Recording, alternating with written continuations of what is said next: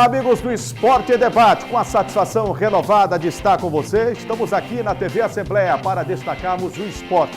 E aqui você sabe, o esporte em dimensão maior na sua televisão. Gente, o Esporte e Debate de hoje está imperdível e você vai ver. Semifinais do Campeonato Maranhense terminam sem abertura de contagem. Imperatriz e Moto levam vantagem do empate para os jogos decisivos. Governo do Estado entrega certificados aos clubes que disputam o Estadual 2018. Parceria entre governo e município garante a recuperação do sistema de iluminação do Municipal Niozinho Santos. E mais, os detalhes da eliminação do Sampaio Corrêa na Copa do Brasil.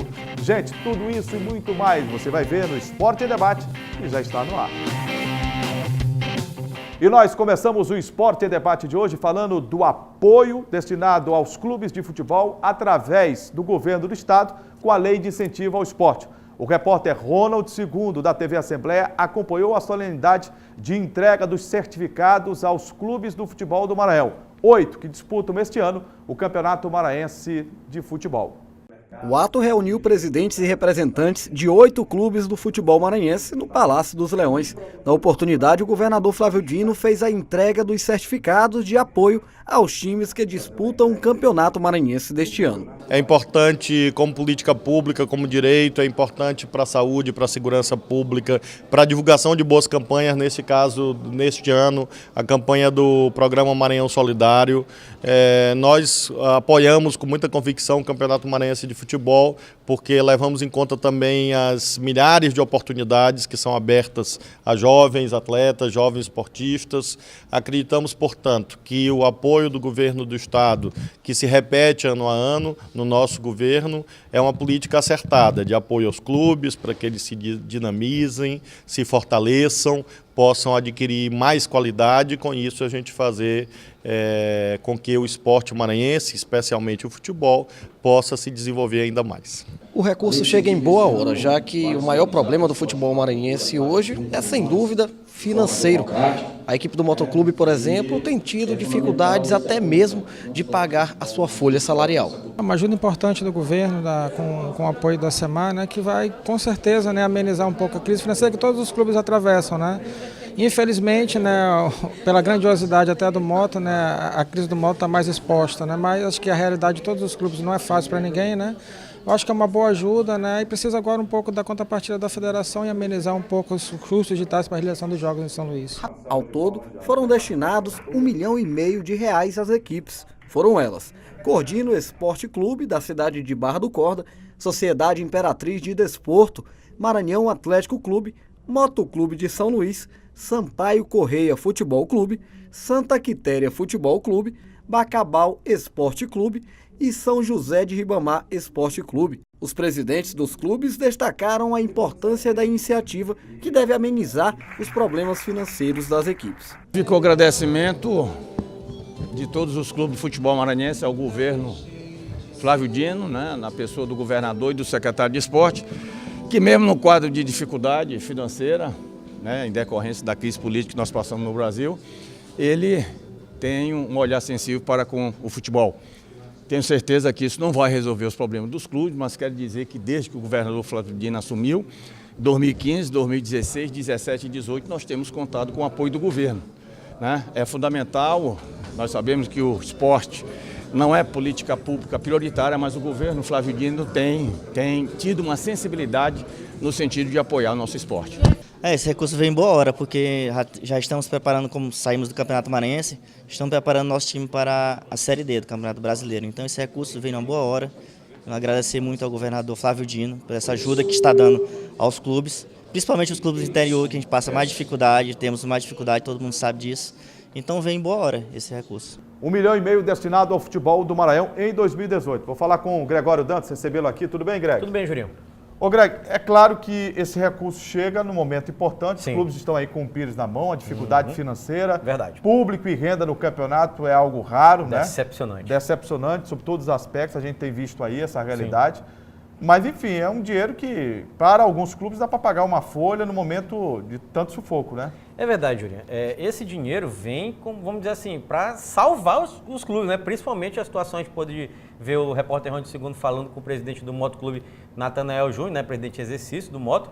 E o Natanael foi bem claro, o Moto passa por uma situação financeira crítica, gravíssima. Jogadores que nós temos já informação de bastidores, que estão 2 meses, 3 meses já sem receber salário, que não existe, né? Qualquer Agora não vai dar para pagar tudo, Não, né? não dá para pagar, mas dá para dar uma aliviadazinha. Ameniza, né? E eu queria destacar, Jurinha, que a situação do Moto não é exclusiva do Moto.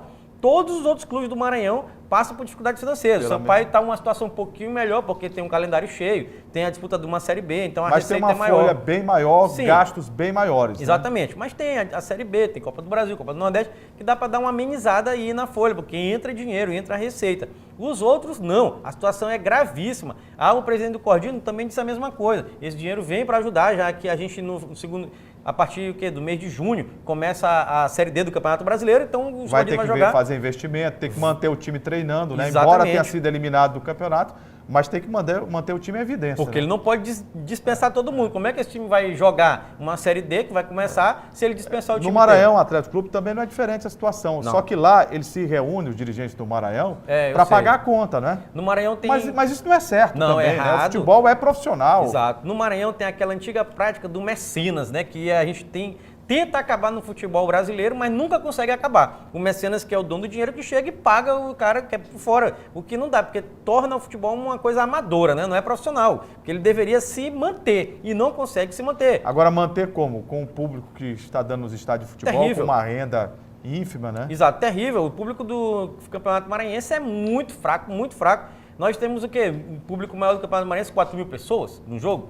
Não dá, não tem como fazer futebol profissional desta forma. Esse jogo entre Maranhão Atlético Clube e Moto, que nós vamos mostrar aqui daqui a pouco, nos próximos blocos do nosso programa, teve 2.800 e pouco pagantes, muito pouco. Um público de 3.300 pessoas não existe, não tem como fazer futebol profissional dessa forma. Como é que o Maranhão vai juntar dinheiro para, vamos dizer assim, salvaguardar o seu elenco e pagar suas despesas com um público tão pequeno, já que o Maranhão era o mandante, né, desse jogo aí? É verdade. Depois do intervalo, vamos falar sobre a parceria Governo do Estado e Prefeitura de São Luís, que vai garantir a recuperação, finalmente, do sistema de iluminação do Estádio Municipal Nilson Santos. Você vai ver uma entrevista exclusiva do governador Flávio Dino.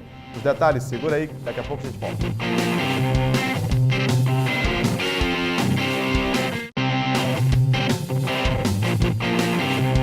Estamos de volta com o Esporte em Debate e agora para falarmos do Estádio Municipal Nilson Santos. Você sabe que os jogos noturnos, há algum tempo, eles não acontecem no Estádio Municipal Nilson Santos, por falta do sistema de iluminação. O secretário municipal de Desportos e Lazer, Romeu Almi, fez uma solicitação ao governador Flávio Dino. Inclusive, o governador falou de maneira exclusiva ao repórter Ronald II sobre esta solicitação e o apoio que o governo do estado dará para que o Estádio Municipal de Nilson Santos volte a sediar os jogos no período noturno. Eu recebi recentemente da Prefeitura Municipal de São Luís, por intermédio da Secretaria Municipal, secretário Romeu Almi, esse pedido de que o Estado ajudasse a recuperar plenamente a operacionalidade do Estádio Nilson Santos, que é um templo tradicional do futebol do Maranhão, e recorremos por intermédio da lei de incentivo a empresas privadas, nesse caso a SEMAR se interessou de nos apoiar e com isso, mediante essa ação conjunta do Governo do Estado, com a Prefeitura de São Luís e a SEMAR, nós vamos ter a recuperação daquilo que está faltando nesse momento, que é a iluminação de Nilson Santos, e com isso ele vai ser nos próximos meses devolvido plenamente ao povo de São Luís, ao povo do Maranhão. Ô Greg, isso já é uma situação, né, que há muito tempo se espera pela resolução. O Estádio Municipal Nilson Santos ele é emblemático para o futebol do estado do Maranhão. Ele não é só tradicional, não. Ele é necessário sob todos os aspectos. O técnico, quando você tem uma equipe de menor porte para enfrentar e para que ela possa sofrer uma pressão, ele é ideal. O acesso, onde se trata de um estádio central e, portanto, a chegada do torcedor, o acesso às dependências é facilitada. E tem também o aspecto de ser aconchegante, porque você está olhando praticamente o jogador ali cobrar um lateral, cobrar um técnico, cobrar da arbitragem, né, sem extrapolar os limites. Então é fundamental essa volta. Sim. E agora, o governador Flávio Dino confirmou que através do governo do estado, numa parceria com a prefeitura, utilizando a lei de incentivo ao esporte com a parceira SEMAR, né, que é a Companhia Energética do Maranhão, vai ser possível, né? O estádio voltará a sediar jogos noturnos. Jurinha, vamos fazer algumas pontuações. Primeiro, vamos celebrar essa palavra do governador Flávio Dino, né, que diz que juntamente com a SEMAR, Companhia Energética do Maranhão, né, e a Secretaria Municipal de Esportes, o secretário Romeu Amigo, como você bem lembrou, e pediu para o governador, vamos tentar botar iluminação em Nilzinho Santos. Não tem condição mais de termos um estádio, que é um estádio histórico aqui em São Luís, para ter jogo só de tarde. Não dá para fazer isso aí. O desporto pela maranhense, grandeza e importância do estádio, né? O desporto maranhense e o futebol maranhense já sofreu muito com isso, desse negócio de jogo ser realizado apenas 3h45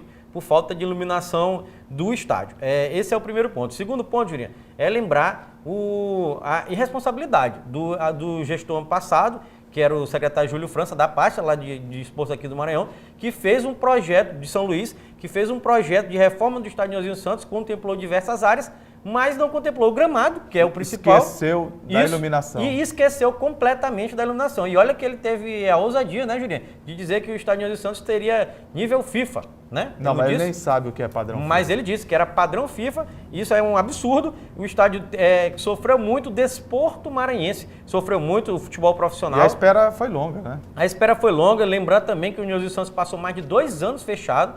Quando foi entregue sem esses 2 pontos, gramado e iluminação. Agora, nós esperamos e vamos torcer para que o mais rápido possível o estádio seja entregue essa iluminação do Greg, estádio. na prática, para o torcedor que está nos acompanhando aqui no Esporte em Debate da TV Assembleia, o Clássico Maremoto, que foi realizado nesse domingo no estádio Castelão, teve um público total acima de 3.343 torcedores, né? Um público como esse, no Castelão, é praticamente invisível. Não existe. Se você coloca 3.400 torcedores no estádio Nilzinho Santos, você vai ter uma ideia, né, de uma casa maior, mais não cheia. lotada, mas uma casa com o público, né, mais perto, o público participando mais, você ouve a charanga, você ouve o grito do torcedor, o torcedor canta o hino, você está em diversas partes do estádio, você pode ouvir, é bem diferente. Sim. Então, e, além disso, os custos, é bom que a gente diga isso, quando um clube joga no estádio municipal Nilzinho Santos e quando ele vai jogar no Castelão, há uma disparidade muito grande financeira, porque você gasta menos com bilheteiros, você gasta menos com todo o eventual, né, que trabalha ali em dia de jogo, um estádio mais menor. barato fazer você abre menos portões. Mais barato fazer um jogo no Nilzinho Santos. É mais barato. Exato. Jurinha, tem esse fator que você bem lembrou, a questão do público. Eu até avalio que se esse jogo maremoto fosse disputado no estádio do Nilzinho Santos, acho que o público seria até maior, pela facilidade de locomoção. Porque é muito fácil chegar em Nilzinho Santos. Você desce na parada, anda o quê? 100 metros, você já está na porta do estádio, já está entrando. No Castelão, você tem que dar uma pernada gigantesca. Quando você para na Avenida Guaxendu, você tem que andar o quê? 150, 200 metros para chegar. Na Guaxenduva. Você vai para a Avenida dos Franceses, você vai andar mais ainda. Isso, Isso, inclusive, eu já falei, uma vez com o secretário municipal de Trânsito e Transporte, por que não colocar uma linha de ônibus em dia de jogos passando ali por dentro do estádio Castelão, no complexo esportivo. Ele gostou da ideia, mas na prática... Esqueceu, né?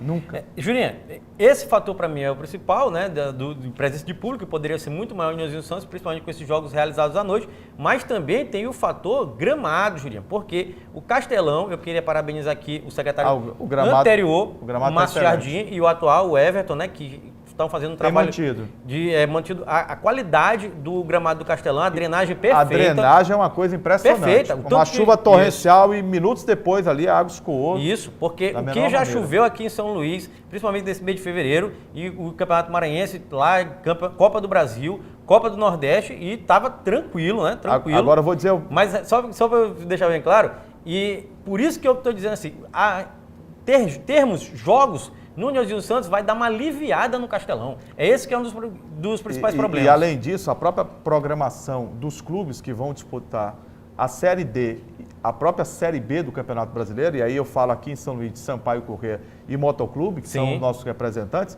eles vão ter o Estádio Municipal Nilzinho Santos como um grande assalpão, né? Exatamente, porque... Para jogos de pequeno e médio porte. Isso, né? E não vai ter condição de termos jogos do Sampaio na Série B, e de um modo na Série D, na Série C, se todos os jogos forem no Castelão. É impossível, o gramado não vai aguentar. Portanto, por isso que é muito importante essa recuperação da iluminação do estádio Nilson Santos para poder termos esses jogos à noite, para Sampaio e Moto dividirem, né? Entre os dois estádios. O Moto na Série D e o Sampaio na Série B. Exatamente. Depois do intervalo, o destaque para o Campeonato Maranhense 2018. Começaram as semifinais e não houve abertura de contagem. Imperatriz e Moto detêm vantagens para a próxima rodada. Segura aí que daqui a pouco a gente volta.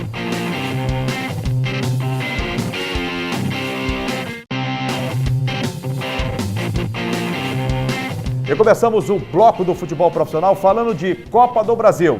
O Sampaio Corrêa precisava de uma vitória diante da Ponte Preta de Campinas no Estádio Castelão para chegar de forma inédita à quarta fase da Copa do Brasil. O primeiro jogo, você se recorda, foi em Campinas, São Paulo, houve um empate em 0-0.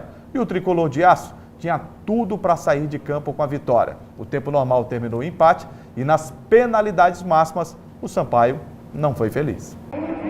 O técnico do Sampaio Corrêa, Francisco Diá, surpreendeu a todos com as escalações de Alisson na ponta esquerda, César Sampaio na linha defensiva também pelo lado esquerdo e do recuperado meia Marlon. Logo aos 3 minutos, as mudanças surtiram efeito. Alisson recebeu na entrada da área e chutou no travessão. O Sampaio só voltou a ameaçar aos 16 minutos, com Fernando Sobral, que chutou fraco para a fácil defesa do goleiro Ivan da Ponte Preta. Depois com Sobral para boa defesa de Ivan e de novo Marlon de cabeça. A última e melhor chance de gol do tricolor foi com Alisson aos 41 minutos do primeiro tempo, que roubou a bola na esquerda e tentou bater entre as pernas de Ivan. Boa defesa do goleiro do Macaca. No segundo tempo, o Sampaio continuou no ataque, com bolas alçadas na área, cobranças de escanteio e as boas subidas de Sobral pela direita. Aos 15, a pressão surtiu efeito. A bola chegou em Alisson, que sozinho, debaixo do gol, chutou para fora e perdeu a melhor chance do Sampaio, após boa troca de passes entre Sobral e Marlon. O tricolor ameaçou novamente com 2 cabeçadas, primeiro com o William, depois em cobrança de escanteio. A Ponte só ameaçou o Sampaio aos 47, após falha de Andrei, que saiu mal. César Sampaio tirou em cima da linha. O jogo terminou mesmo 0-0 e foi para a disputa dos pênaltis. A Ponte começou batendo com o Maciel, que fez o gol. O Sampaio empatou com o William. Silvinho colocou a Ponte na frente. Joécio igualou novamente para a Bolívia. Natan bateu bem e a Ponte fez 3-2. Sobral bateu o terceiro do Sampaio para boa defesa de Ivan. Yuri ampliou para a Ponte. João Paulo diminuiu para o Sampaio e Ourinho bateu a última penalidade. Fez o gol da vitória da Ponte e eliminou o Sampaio da Copa do Brasil 2018. Que a gente estava vindo bem na Copa do Brasil, mas é futebol, né? Infelizmente, como eu disse, perdemos a oportunidade de fazer o gol e pênalti à loteria. Parabenizar a nossa equipe, né, pela luta. Nossa equipe foi superior, a gente não enfrentamos qualquer adversário. A Ponte Preta, um time de alto investimento. Nossa equipe foi superior os 2 tempos, a minha visão, né? Criamos várias oportunidades, infelizmente a bola não quis entrar. E a gente sabe que pênalti é isso, foram felizes nos pênaltis deles, agora é levantar a cabeça que tem um Salgueiro na próxima semana. O Sampaio perdeu a chance de se classificar para a inédita quarta fase da Copa do Brasil, para a tristeza do meia Marlon. Viemos para cá, fizemos uma ótima partida durante os 90 minutos, tivemos oportunidades, foi para os pênaltis, a equipe da Ponte Preta foi feliz, né, e será classificada. Ô Greg, vamos lá. Ainda hoje o torcedor tem dificuldade, né, para acreditar que o Sampaio perde uma classificação desta jogando em casa diante de uma Ponte Preta que não atravessa um bom momento na temporada, que não tinha time para assustar. A gente viu, o Sampaio foi melhor durante os 90 minutos, mas não conseguiu fazer gol. E no futebol, quando você precisa e não consegue fazer gol, o que acontece? Um resultado como esse, nos pênaltis, né? É verdade, vamos por partes aqui, né? Porque tem muita coisa para falar a respeito desse jogo aí. Foi quinta-feira, o Sampaio eliminado da Copa do Brasil, poderia chegar na inédita quarta fase, né? Para o Sampaio, para o futebol maranhense, a inédita quarta fase, o Sampaio não chega. A Ponte Preta, que na minha opinião é um time muito fraco mesmo, Julinho. Não tem, assim, assisti o primeiro tempo, eu tive o prazer de fazer a matéria ao lado do nosso repórter cinematográfico, o Jurandir, né, que foi comigo lá fazer essa matéria do jogo Sampaio e Ponte. A Ponte Preta não deu um chute no time do Sampaio no primeiro tempo.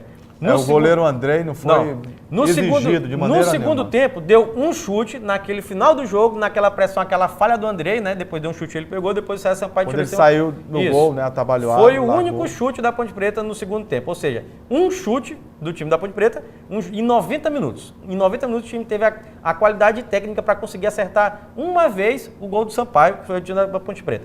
Eu vou começar meu comentário falando a respeito do Sampaio, falando do técnico Francisco Diá, Jurinho, porque vou criticar aqui a escalação dele, a escalação do Diá, que para mim cometeu um erro ao fazer a escalação improvisando o César Sampaio ali na parte defensiva, na última linha do lado esquerdo, e o Alisson de ponta esquerda. E o Alisson é lateral esquerdo e ele botou ele de ponta esquerda. O Diá, ele deu certo isso aí, Juninho, quando ele improvisou o Bruno Moura, que é lateral direito, de ponta direita contra o CSA. Foi no início da temporada, isso. Foi no primeiro jogo. Deu certo que o Bruno lá Moura... fora, né? Exatamente, lá em Maceió. E parece que ele acredita que sempre vai dar certo essas improvisações.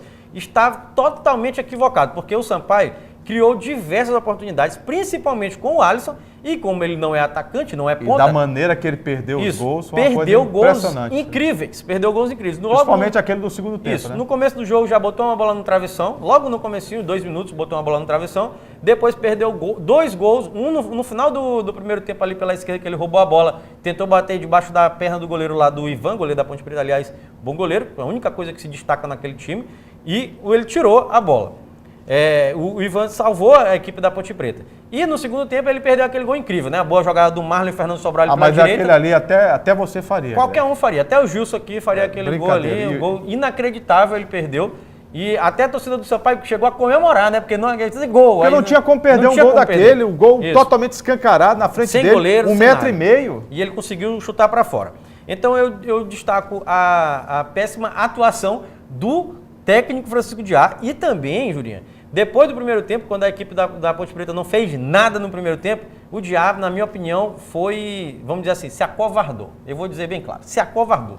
Porque ele poderia muito bem, depois da Ponte Preta não ter feito nenhum ataque, não ter atacado a equipe do Sampaio, botado mais alguém para atacar. Olha, e ele tinha opções, né, Jurinha? Eu tenho uma Tinha Fumaça e Reginaldo Júnior no banco. As duas opções. Eu tenho uma tese, e já carrego essa tese há algum tempo dentro da minha profissão e da minha atividade, de que o medo de perder não pode ser maior do que a vontade de ganhar. Isso.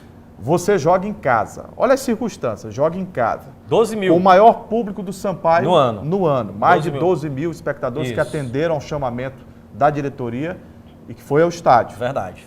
Você tem uma atmosfera totalmente favorável, de um gramado que você treina e joga. De um estádio que você conhece todos os cantos. Todos. De uma fase bem vivida na Copa do Brasil. Sim.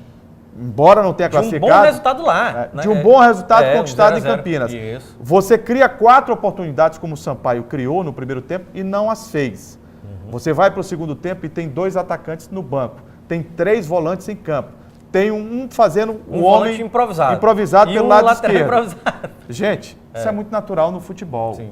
Eu votaria ou com Fumaça ou com o Reginaldo Júnior, aberto pela extrema, tá entendendo? Botaria o Alisson na posição dele, né? Coloca-se ali na frente da área o César Sampaio e o Silva, saca o Yuri do jogo, que não vinha bem, entendeu?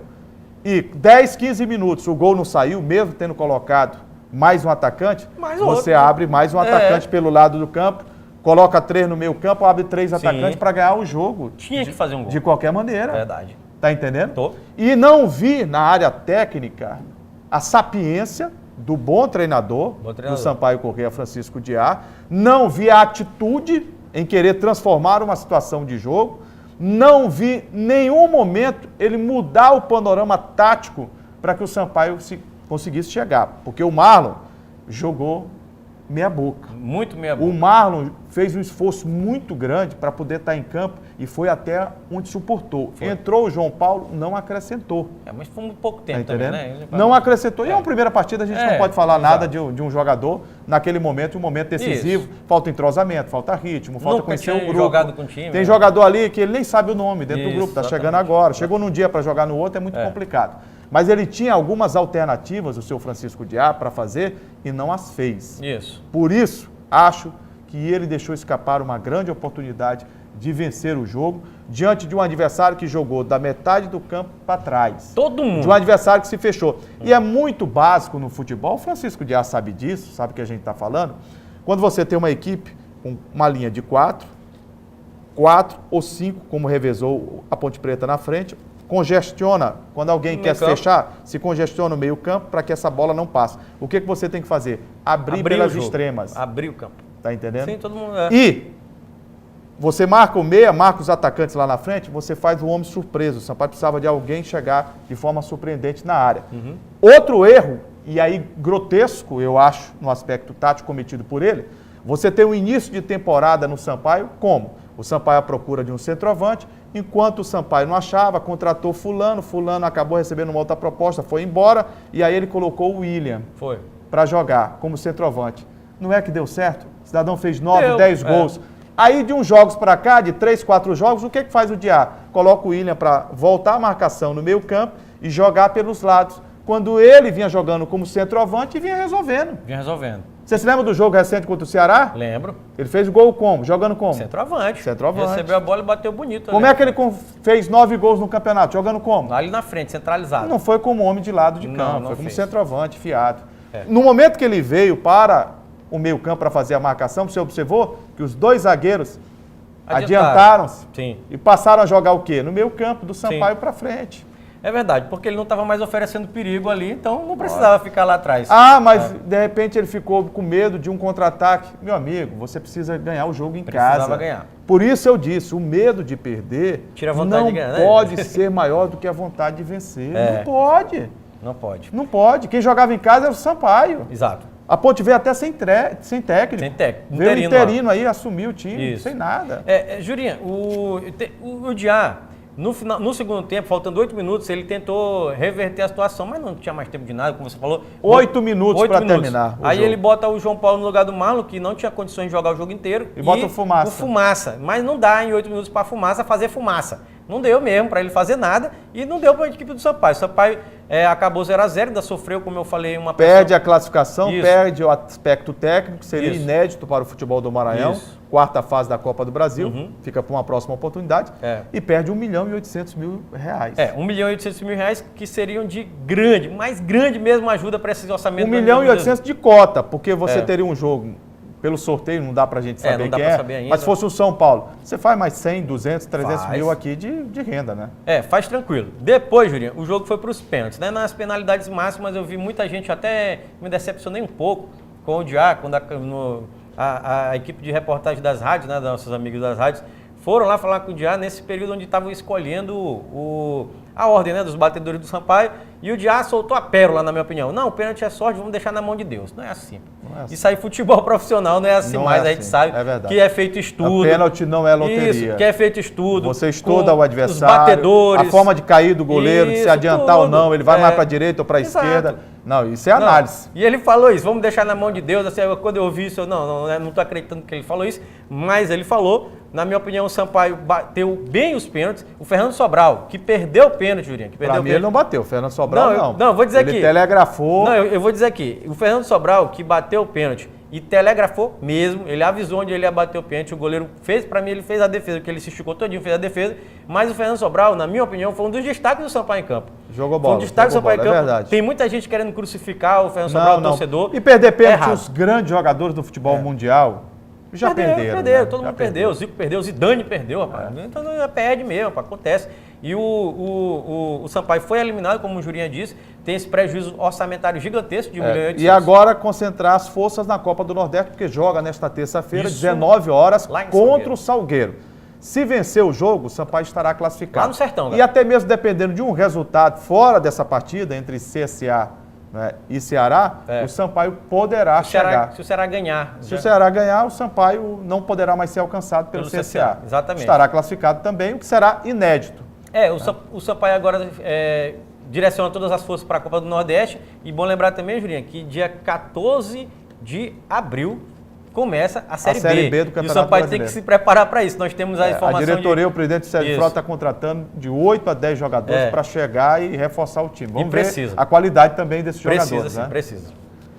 Campeonato Maranhense 2018. Começaram as semifinais no final de semana. No sábado, São José e Imperatriz jogaram no Estádio Municipal Nilson Santos. E a partida terminou 0-0. E olha o que está sobrando de reclamação do São José. O Luiz Miguel botou a boca no mundo. Quase ele surtou. Se aqui em São Luís não marcaram 2 pênaltis, segundo ele, em favor do time do São José, imagine lá no Frei Epifânio no dia 24. É verdade, Juninho, o português estava muito brabo na hora que acabou o jogo. Disse que o time do São José foi muito prejudicado pela arbitragem.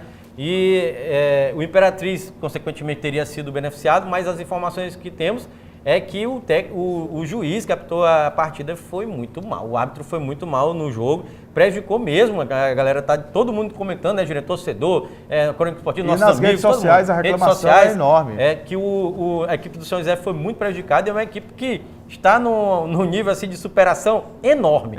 Se a gente fala sem estádio para jogar, problemas financeiros, né? A dificuldade é muito grande. Se a gente fala a situação do Moto, imagina do São José, que não tem nem calendário, não tem estádio. E que não pode jogar no seu estádio, não pode jogar no interditado, que é lamentável sobre todos os aspectos. Exato, é lamentável, então a equipe do São José vai ter que se superar para o próximo jogo, que vai ser sábado. Agora lá é indigesto, é uma parada indigesta. Enfrentar o cavalo de aço lá no Frei Epifânio, uma pressão e uma atmosfera, porque quem passar por esse confronto estará na Copa do Brasil. Estará classificado para a Copa do Brasil. E aí R$500 mil na conta, essa que é a ligação mínimo, direta. E sem contar que é a perspectiva de muito dinheiro, né? Porque a Copa do Brasil virou milionária, né? O Sampaio perde esse 1.800.000 aí, Julinho, mas todo mundo está querendo esse dinheiro que vem da Copa do Brasil. Lá em Imperatriz, o jogo vai ser realizado no sábado, né? Foi da Badia, o jogo de volta, né? E é bom lembrar, Julinho, que o Imperatriz, por ter melhor campanha que o São José, joga por outro empate. Se tiver outro empate, o Imperatriz está classificado. Levam, né? O time do técnico Vinícius Saldanha.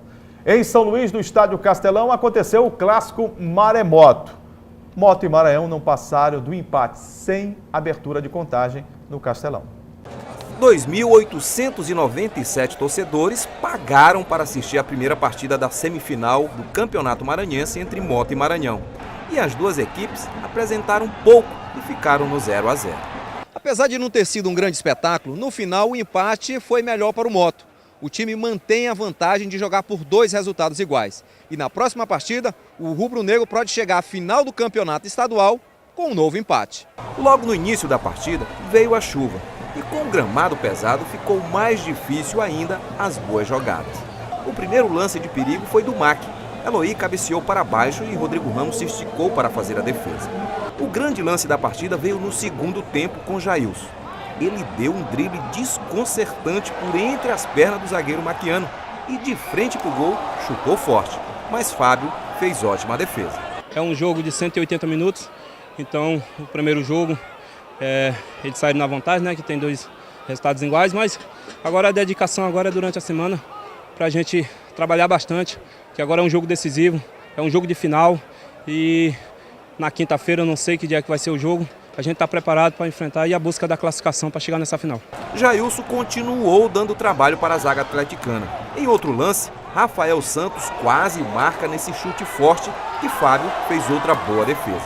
E foi só. Se o goleiro do MAC fez boas defesas, Rodrigo Ramos, do Moto, disse que foi um espectador no segundo tempo do jogo. Numa bola eles podem achar o companheiro e colocar os caras na cara do gol. Mas não tem nada decidido, né? Foi só o primeiro tempo dessa batalha e agora a gente passa a focar no segundo jogo de mais uma grande decisão frente a esse grande time que é o MAC. Para a próxima partida, o treinador Meinha acredita que o MAC possa reverter a vantagem do Moto. Arriscamos mais no segundo tempo, ele é claro, estão com o regulamento na mão e a gente tentou. Antes, no primeiro tempo tivemos 2 erros que podia ser fatal, que é esse contra-ataque dele.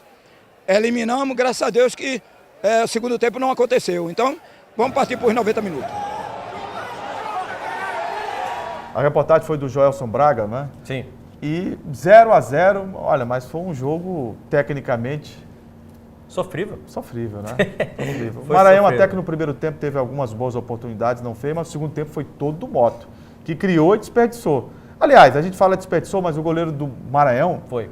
E que para mim teve uma reviravolta muito grande na sua carreira, dentro da própria equipe atleticana. Ele começou muito mal, ganhou a confiança do Meinha, voltou e foi o nome do jogo, né? Praticou defesas impressionantes. Juninho, esse jogo aí teve um problema grave da chuva, né? Choveu na hora do jogo. O gramado lá do Castelão a gente já elogiou aqui, é perfeito, mas tem uma coisa, é muito pesado, né? É pesado. Então pesado. já atrapalhou. Gramado fofo, né? É fofo, um gramado grama que, vamos dizer assim, que não tem mais, né, nos gramados. Hoje as assim. grandes arenas não usam mais a grama esmeralda. Isso. Que é essa grama. É uma grama, uma espessura de 1 centímetro, 1,5 centímetros, Sim. que torna a partida mais lenta. Dinâmica, né? Ah, sim, exato. Torna mais dinâmica. Exatamente. O Maranhão, você destacou a presença do goleiro Fábio. No primeiro tempo, na minha opinião, mandou no jogo no primeiro tempo, mandou no jogo. O Moto, por sua parte, no segundo tempo, aí não. Assumiu as rédeas do jogo, mandou no jogo. O goleiro Fábio, na minha opinião, foi o grande destaque da partida. Fez defesas importantes. Você lembrou o fato de superação do goleiro Fábio. Eu também tive o prazer. Você também estava lá no estádio Dário Santos, Moropóia, primeiro jogo, né? Ele foi muito São José mal. foi muito mal. Ele, na minha opinião, Fez falhou. uma penalidade máxima. Falhou nos 2 gols, expulso. foi expulso, fez penalidade máxima, foi afastado do time. Ele teve uma recuperação Foi realmente contratado fantástica. o goleiro do Bacabal, o goleiro do Bacabal foi contratado, jogou algumas partidas e agora ele volta. Todo mundo estava pedindo que o Gustavo permanecesse. Isso. Né? E agora ele volta e se supera, para mim é o grande destaque da partida. Eu também quero elogiar a atuação do meia Jailson, né, da equipe do Moto Clube, também jogou bem. E com esse resultado, Juninho, o Moto é que se deu bem, né? Porque agora o Moto joga por outro empate. Para chegar à a decisão do campeonato e ficar com a vaga na Copa do Brasil. Isso, e chegar à decisão do campeonato, ficar com a vaga do Copa do Brasil e espera o adversário entre São José e Imperatriz. Porque esse jogo aí, Juninho, é quinta-feira, 9h45 da noite. Não conseguiram mudar a data, né? O Moto pediu, o Maranhão pediu, subscreveu, chegaram né? a conversar Isso. com a televisão que cedeu, mas a federação não mudou. O jogo mudou. será quinta-feira, 21h45 no Estádio Castelão. O jogo poderia ser muito bem no final de semana. Tranquilo, sábado. E a federação ou domingo, né? não pode ser intransigente como está sendo. Não, mas Quem tá sendo. faz o futebol são os clubes. Verdade. Tá entendendo? Sem federação, o futebol, ele existe. Existe. As ligas mostram isso. Todos no lugar do Tá mundo. entendendo? Então, o que a federação faz e não atender o clube, ela atende tanto a asneira e um motivo como esse, não é? Justificável, os clubes querem a presença maior de público. O Moto é o mandante no jogo da quinta-feira. Se fosse transferido para o domingo, há uma expectativa maior de público. Pode até ser que não desce esse público todo, mas é um pedido do clube, claro, né? É. Aliás, o pedido dos dois, Moto e Maranhão, gostariam de jogar no final de semana. Os dois. A federação não atendeu, parece que com birra. Com birra. Nós sabemos que de bastidores há sim uma birra entre o Rangina, né? Nós sabemos aqui nos bastidores da informação. Há um problema pessoal do Rangina entre o Rangina, diretor de competições da Federação Maranhense de Futebol, e o presidente em exercício do Moto, o Natanael Júnior. Agora, problema pessoal, problema deles. Isso. O presidente do Moto precisa entender que o Moto está acima de todos. Sim. E quando você está à frente de uma instituição como o Moto, você tem que respeitar os direitos, os deveres da instituição. Quem está à frente de uma pasta tão importante deve saber que a federação é para trabalhar pelos clubes, pelos filiados. Sim. E que uma questão pessoal não pode interferir no trabalho dentro da federação. É verdade. Os dois precisam ter mais maturidade, na minha opinião. Não, eu concordo completamente com você e eles tá ficando tão feio que eles estão já transparecendo nas redes sociais. Todo mundo está vendo o problema que existe de relacionamento. Briga de menino. De menino mesmo. De menino. Entre o relacionamento entre o ex-presidente do Moto. É bom lembrar, galera, o Rangina era presidente do Moto. E ele está, vamos dizer assim, entre aspas... E a torcida do Moto tem dito que ele tem agido contra o Moto. Está prejudicando, Juninho, mas está mesmo, porque o Moto poderia jogar domingo, poderia ter um público maior, poderia ter, vamos supor que tivesse um público desse, de 3.300 pessoas, já era bom, porque vamos supor que esse jogo de quinta-feira à noite, 9h45, complicadíssimo para torcedor que vai trabalhar de manhã cedo. Com a televisão mostrando para São Luís. Isso, com a televisão mostrando para São Luís. Como é que esse torcedor vai para esse estádio aí? É complicado, então poderia ter um entendimento entre eles, mas a federação é muito difícil, não entende, não quer, vamos dizer assim, é ditatorial, não aceitou o pedido do Moto. Agora os clubes tiveram uma ótima oportunidade para fazer essa manifestação de satisfação ou de insatisfação junto à federação. Você sabe qual foi? Qual foi? É que hoje pela manhã A federação foi marcou mesmo. estranhamente para uma Assembleia segunda-feira, Geral. 8 da manhã, a aprovação Ordinária. de contas de Contas, 2017, foi. relatório financeiro, Exato. né? E mais, o planejamento financeiro para o ano de 2018. Isso. Juninho, eu li os pontos de pauta dessa reunião aí. Você sabe se tinha algum ponto de pauta futebol? Não tinha. Não tinha? Calendário, futebol, organização, não existia. Nenhum desses aqui que eu estou falando não existia na reunião Só da discussão de FBF. relatório financeiro. Relatório balanço. financeiro e aprovação e balanço e o orçamento para o ano de 2018, para o resto do ano. Mas não tinha calendário, futebol, presença de público, não discutiram. Mas essa prestação de conta ela tem que ser votada, não é isso? Tem. Então os clubes que estão insatisfeitos é hora de demonstrar e não acenar. Podia né? não aceitar. Né? Se eles estão em desacordo com a federação, se eles querem algo diferente da federação, é a hora dos clubes mostrarem a sua insatisfação. Juninho, a crítica... Não adianta só vir para a televisão, para o rádio, principalmente as emissoras de rádio, estar reclamando, não.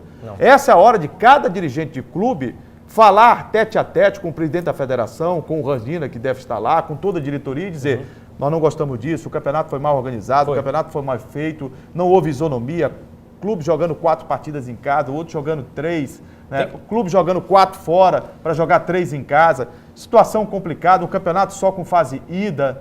Né? O campeonato vai terminar com um Sampaio Moto. O maior clássico do futebol do Maranhão só teve um no campeonato estadual. É o maior produto do Campeonato Maranhense, do nosso futebol, é o clássico Sampaio Moto. Mas o Sampaio não foi além, Juraci, é verdade. Mas se você faz ida e volta... São 2. Pelo menos 2. Exatamente. Juliano, esse assunto FMF cabe um programa inteiro. Eu vou destacar aqui porque é tanta coisa grave, tanta injustiça, tanta coisa que não tem lógica nenhuma que a FMF fez. A gente já discutiu isso aí, o campeonato poderia ter, o campeonato que foi reservado, a CBF reservou para o Campeonato Maranhense 13 datas. Das 13 foram utilizadas 11, né? Foram utilizadas 11 datas. E se fosse utilizada 14, nós teríamos o campeonato de ida e volta com pontos corridos, seria mais justo, tranquilo. Só mais um, se fosse mais um. Mas, não tem calendário, não tinha como. Mentira. Porque a última rodada do Campeonato Maranhense foi realizada na quarta-feira, dia 7. E a primeira rodada das semifinais foi realizada dia 17. 10 dias. 10 dias de intervalo entre o dia 7 e o dia 17, que não teve jogo. Ou seja, aí cabia 2 datas. Dava fazer 2 rodadas. Cabia 2 datas. Em 10 dias cabia 2 datas e nós teríamos um campeonato tranquilo. E um campeonato bem bacana e bonito e justo. E o campeonato foi completamente injusto. O Imperatriz, Juninho, só para a gente finalizar essa relação com a tabela aqui, nas 5 primeiras rodadas, jogou 4 jogos em casa. É brincadeira. 4 jogos em casa nas 5 primeiras rodadas. Nesse campeonato desenvolvido pelo Randina. E o Moto não, foi ao contrário. O Maranhão. Das 5 primeiras rodadas, o Moto, das 5 primeiras rodadas, jogou uma em casa. O Sampaio foi obrigado a jogar em menos de 66 horas. De 66 horas, um absurdo. E o Maranhão... E que não deveria o Sampaio ter aceito. Entrar em campo. Pagou um preço alto. Isso. O presidente do Sampaio, Sérgio Frota, a diretoria do Sampaio, por ter aceito. Se quisesse, poderia não entrar em campo, que estaria salvaguardado. Respaldado pela legislação esportiva. E só para finalizar a relação ao Maranhão, o Maranhão jogou 4 partidas não clássicos, né? E 3 clássicos para finalizar, que foi para matar o elenco. E mesmo assim se classificou. E mesmo assim se classificou. Portanto, destacar aqui que esse campeonato foi uma tabela maluca. Uma bagunça total. Absurda. Exato. Gente, chegamos ao final do Esporte e Debate aqui na TV Assembleia, canal 51.2. Você sabe que toda segunda-feira nós temos esse encontro marcado aqui na TV Assembleia e também pela TVN, canal 17. E às terças-feiras, a reprise do programa em 2 horários, às 7h30 e às 2h30 da tarde. Ô Greg, os nossos canais de interação para que o público possa sugerir pautas, participar, colocar sua opinião, enfim, participar. É verdade, e o telespectador pode contribuir com o nosso programa através dos nossos canais de interação. Primeiro é o nosso site, que é o al.ma.leg.br. Tem também o telefone da nossa redação, que é o 3269-3828. E o nosso WhatsApp, que está passando aqui embaixo da sua tela. E, Jurinha, amanhã nosso programa vai estar na íntegra, nas redes sociais, Facebook, beleza. Twitter, né? Bacana. Completinho. Quem quiser curtir, comentar e compartilhar, pode ir lá e... Fica à vontade. Fica à vontade. Ô Greg, grande abraço. Sempre um prazer estar com você aqui no Esporte em Debate. Até a próxima. Até a próxima. Gente, um forte abraço e a gente se vê pela ilha. Até mais, galera. Tchau. Tchau.